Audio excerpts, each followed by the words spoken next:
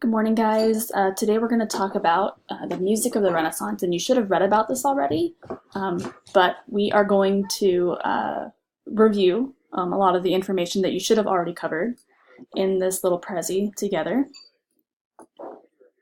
So let's go ahead and get started. Okay. So beginning in Italy, the Renaissance was all about rebirth and rediscovering the glory of the Roman Empire. And this was in all areas, not just in music, but also in the arts and literature as well. New ideas were developing, such as humanism, which is an intellectual movement of the Renaissance based on the study of the humanities, which included grammar, rhetoric, poetry, moral philosophy, and history. And even if you were to study humanities now in college, these would be the topics that you would cover.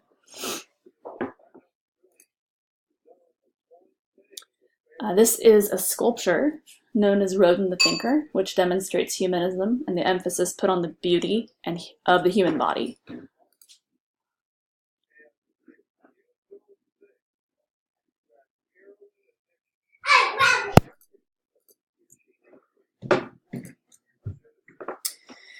Around this time, there were many new developments being made in the music industry, which really wasn't an industry yet, but it was starting and it was developing. Composers developed a new structure identifying sharps and flats known as a circle of fifths, and you should have read about this already, but it looks something like this.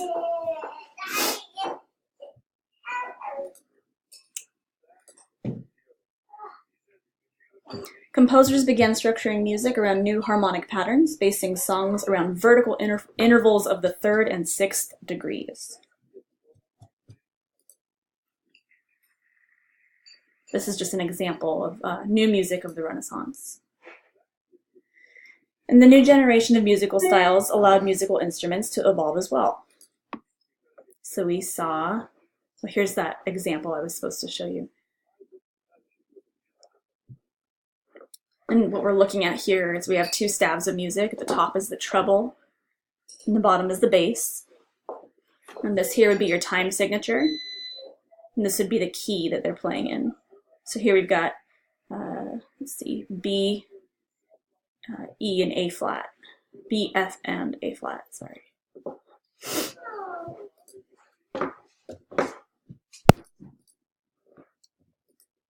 Okay. The viola da gamba, also known as the violin, became popular among amateur musicians along with the lute, the recorder, which was an early version of the flute, the harpsichord, and the organ. This is the violin. The lute is an instrument very similar to a guitar. It's just shaped slightly different. It doesn't have that hourglass type shape, it's more like an acorn.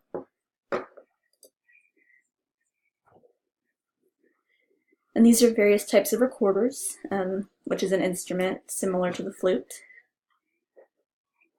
And actually, the smaller the instrument, the higher pitched the instrument is. So the larger they get here, the deeper the sound.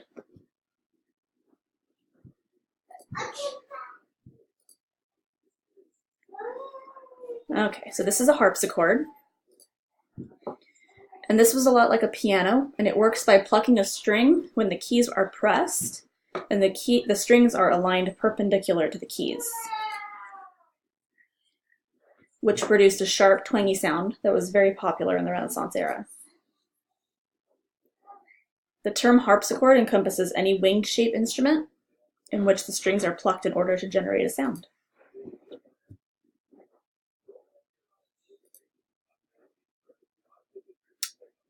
So this is just a random guy, but he's playing a lute in this picture.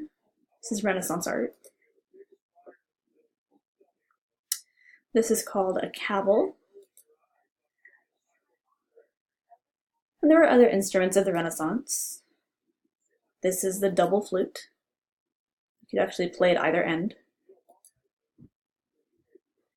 This is a painting of Renaissance musicians entertaining a lady, looks like.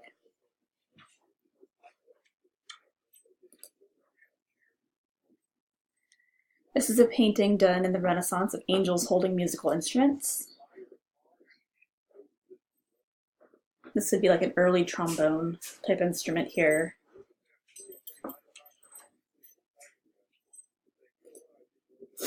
This artwork shows the importance of music to the people in the Renaissance, the fact that religious figures are performing music in the heavens, according to this painting, would signify that this was something that was becoming part of their everyday lives, just like their religion. So if the Middle Ages were giant steps backwards, the era that followed regained all of the ground that had been lost and more. The Renaissance was a prosperous time between the 14 and 1600s in which art, philosophy, and music flourished. It was also a time of restoration after many years of violence, war, and disease from the Middle Ages.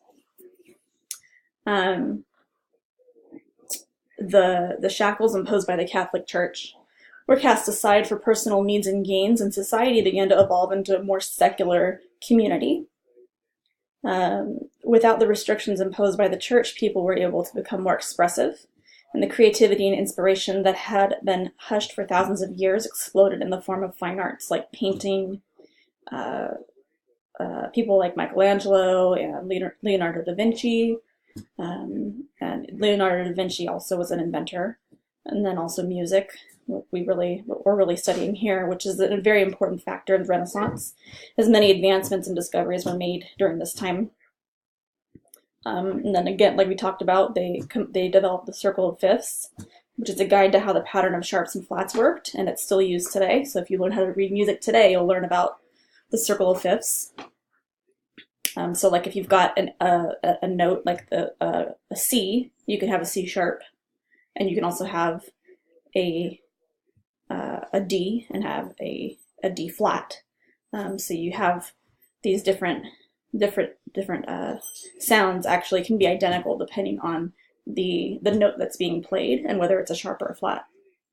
Most classical music is composed in the Renaissance style still, and composers today are influenced by the arrangements of the Renaissance.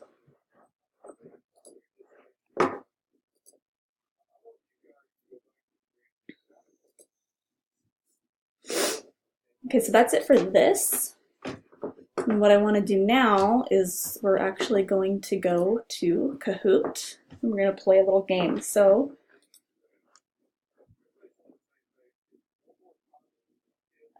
as soon as I know that we're ready, we'll do the classic version. You can go ahead and go to kahoot.it and put in the code. Make sure that the name that you choose is appropriate, and the winner is going to end up getting 5 extra credit points.